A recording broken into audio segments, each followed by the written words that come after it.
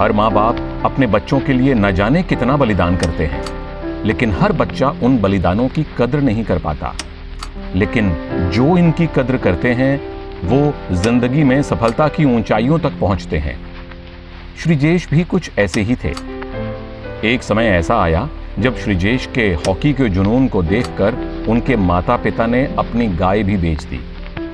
माता पिता की इस कुर्बानी को देखकर श्रीजेश ने ठान लिया कि वह इन बलिदानों को अपनी सफलता की उड़ान बनाएंगे।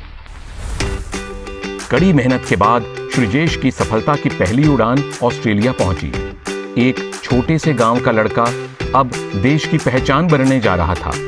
श्रीजेश ने नए देश में नए उत्साह के साथ अपने सपनों को पूरा किया। वहीं 2011 में युवा श्रीजेश ने अपनी कमाल की गोलकीपिंग से पाकिस्तान को फाइनल में हराकर भारत को पहली बार एशियन चैंपियंस ट्रॉफी जितवाई। श्रीजेश धीरे धीरे अपने करियर में आगे बढ़ रहे थे। फिर आई 2012 की लंदन ओलंपिक्स की बारी, जहां श्रीजेश को उनके करियर का सबसे बड़ा झटका मिला। लंदन ओलंपिक्स में भारत के प्रदर्शन ने सबका दिल तोड़ दिया। श्रीजेश भी टूट चुके थे, लेकिन श्रीजेश झटकों से डरने वाले नहीं थे। श्रीजेश ने अपने माता पिता के बलिदानों को याद कर एक बार फिर से खड़े होने का फैसला किया और पहले से ज्यादा मेहनत करने का प्रण लिया। कड़ी मेहनत के बाद आया 2014 एशियन गेम्स का मौका और सामने था arch rival Pakistan. Match shootout तक गया। अब सभी की नजरें श्रीजेश पर थीं। यह जीरो या हीरो बनने का मौका था। उन्होंने इस मौके का भरपूर फायदा उठाया और भारत को एशियन गेम्स गोल्ड जितवाने में एक महत्वपूर्ण भूमिका निभाई। श्रीजेश के उस मैच के प्रदर्शन से लगा कि वह इतने कम से संतुष्ट होने वालों में से नहीं हैं। हालांकि इस बीच उन्हें भारत के चौथे सबसे बड़े नागरिक सम्मान पद्मश्री से भी नवाजा गया, लेकिन उन्हें कुछ कमी अब भी महसूस हो रही थी। वह कमी थी ओलंपिक मेडल की। 2020 के टोक्यो ओलंपिक्स में श्रीजेश के पास अपनी उस कमी को पूरा करने का सबसे बड़ा मौका था और सबको चौंकाते हुए भारत ने 41 साल बाद ओलंपिक्स में मेडल जीता। भारत में कहा जाता है कि ओलंपिक्स का मजा तब तक नहीं आता जब तक हॉकी में मेडल न मिले।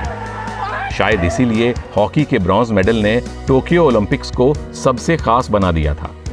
फिर 2021 और 2022 में back to back FIH goalkeeper of the year award और 2021 में ही मेजर ध्यानचंद खेल रत्न पुरस्कार जीतकर श्रीजेश ने साबित कर दिया कि वह सिर्फ भारत के ही नहीं बल्कि दुनिया के सर्वश्रेष्ठ गोलकीपर हैं।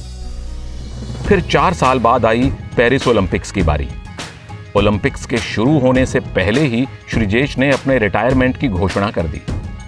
इस खबर से सबका दिल टूट गया था, लेकिन श्रीजेश दिल तोड़ते नहीं, दिल जीतते हैं और इस तरह उन्होंने अपने आखिरी ओलंपिक्स में अपने जीवन का सबसे बेहतरीन प्रदर्शन किया और भारत को एक बार फिर ब्रॉन्ज मेडल दिलवाया और भारतीय हॉकी की एक नई शुरुआत की नींव रखी। बधाई हो आपको। Thank you sir, thank you. आपकी कमाल, आपने निवृत्ति घोषित कर दी आखिरी में। Yes sir. लेकिन आपको नई टीम तैयार करनी होगी भैया। Yes sir, yes sir. आजकल पूरे देश में एक ही आवाज गूंज रही है, don't go Sreejesh, don't go. लेकिन हर खिलाड़ी को एक दिन रिटायरमेंट लेनी ही पड़ती है। आज पूरा देश भारत के सबसे अनमोल रत्न को एक ही बात कहना चाहता है, धन्यवाद Sreejesh, the God of modern Indian hockey.